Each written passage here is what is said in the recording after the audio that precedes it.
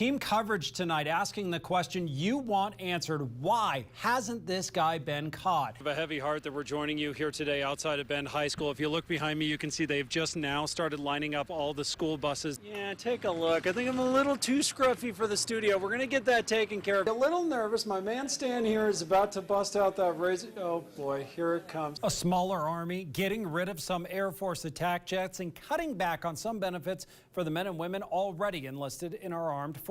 In fact, we actually do have some of that new information right now. As you said, fire officials are meeting at this moment. They've just posted an update here on the wall for everyone. All those baggage fees we have to pay when we're flying, well, they're adding up to some big bucks. The White House went on lockdown today after a car followed a motorcade into a secure area. Hermit crabs? Really? I thought it would be fun. Yeah, you said, ow! You said he wouldn't pinch me. Ow! He did. Ow! Well, I didn't think he would. Oh, that hurt. Did it really? They're really friendly. They're really friendly, except when they pinch you on live TV.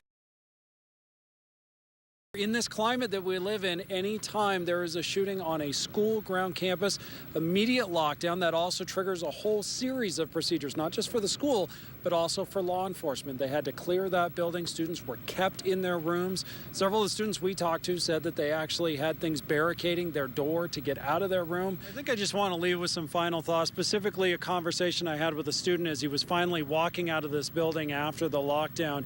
He said to me that one of the things he hopes most that comes out of this on Monday is that the students take with us a sense of not just the tragedy and the loss that certainly everyone is feeling, but this is an opportunity to reach out to some of the other students, whether they know them or not, and create a supporting environment that will hopefully be a path to prevent a tragedy like this in the future. We'll, of course, keep following the story. We'll have updates at 6 o'clock as well as on our website, ktvz.com. Continuing our team coverage tonight, while police investigate who did this and they try to track him down, the public frustration grows over why, after 5 robberies, 3 at the same bank, this man still has not been caught.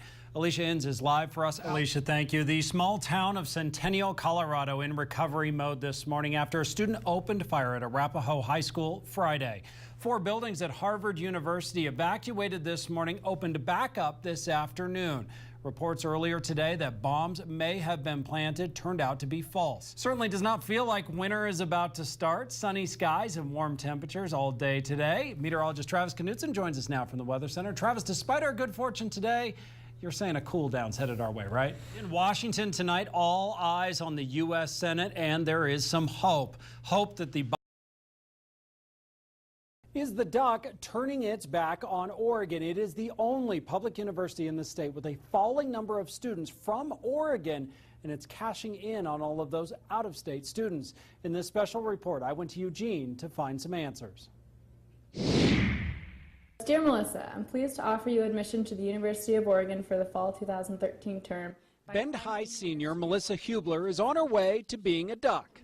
I just really love the culture of Eugene. It's a culture that's changing. Last fall was the first time Oregonians were in the minority in the freshman class. Most of our budget to run the University of Oregon comes from tuition, comes from students. It's simple math. Out-of-state students pay triple the amount of in-state students like Melissa. That's driving a major change.